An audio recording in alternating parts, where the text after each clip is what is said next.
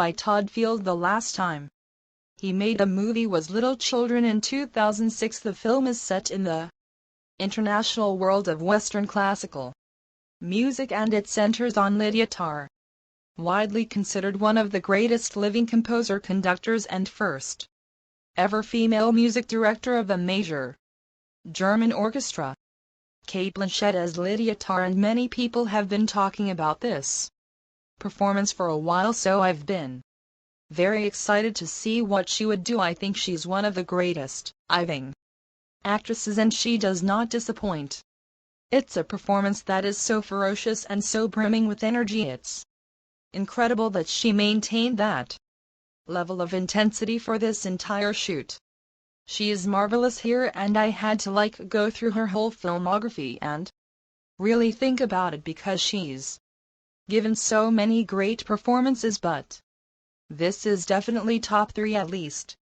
Maybe the best she's ever done. She's so good in the film and it's partially because she plays a character that's by no means perfect and has many flaws and many issues as the film explores, and yet because she is so interesting and so fun to watch, you're fascinated by her nonetheless. She does what all great complicated movie characters do. It's someone you might not want to know in real life and you might push away from if you actually met, but watching them in a film or in a TV show is endlessly interesting, and it's such a difficult line to walk because the character can be like that on the page. Well, you know that if you played this character in the wrong way, you're going to turn audience members off and they're not going to want to watch you, they're not going to care about your plight, and they're not going to want to root for you. But Cate Blanchett is so phenomenal in the film that even when she's doing things or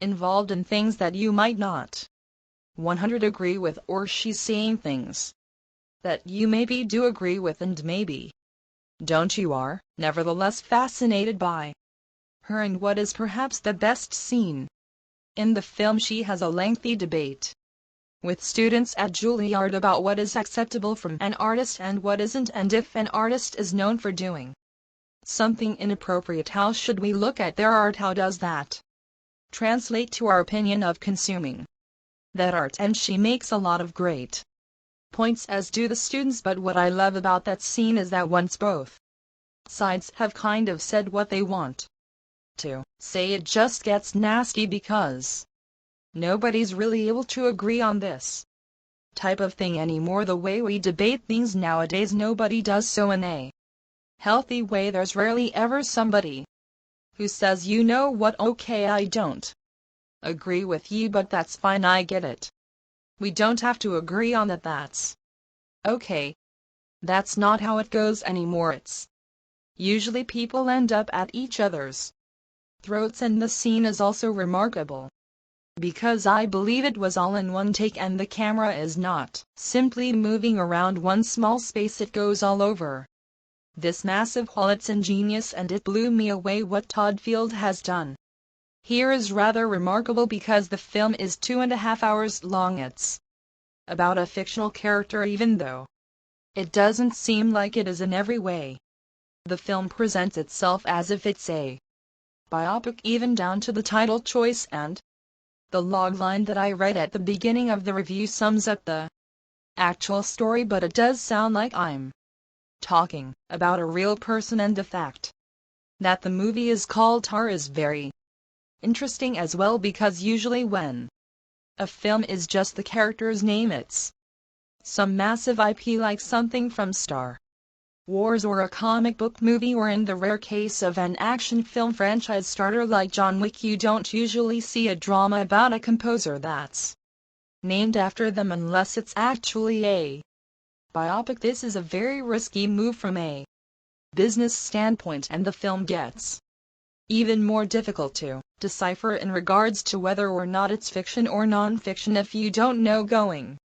And of course by the fact that it opens with her being interviewed by a real-life journalist from The New Yorker, Adam Gopnik, and for this massively long sequence he just lists off all of her accomplishments. It's a gigantic exposition dump, but once you learn everything they don't have to go over it again, and it really does set it up as if you're watching a real biopic, and so the film has a really great way of blurring the lines between fiction and reality, and I found myself questioning it at some point. I was like, this is actually real, because like the stuff they go for does seem strikingly realistic. Also, just as a fan, I have to say that the film stars Julian Glover, and he shares many scenes with Cate Blanchett, and I couldn't help but think that those are two Indiana Jones villains sitting down talking. The film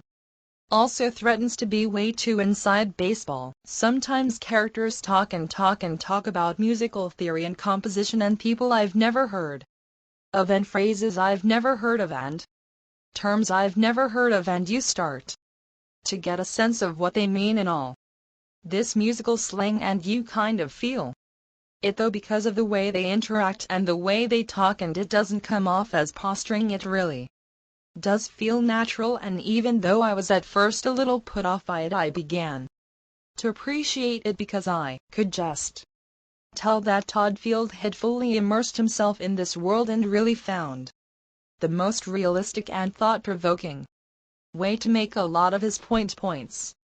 What I like about this movie is that it doesn't feel preachy, it doesn't feel like it's telling me what I'm supposed to feel. It simply presents the characters to us, shows us their actions, and allows us to make up our own minds. And at the end of the day, Lydia Tarr, despite many clear shortcomings, remains one of the most interesting characters. Pay to see this movie in a theater. This is the kind of movie that Hollywood looks. Thank you so much as always for watching. Look forward to more videos very soon, and if you like this, you can click right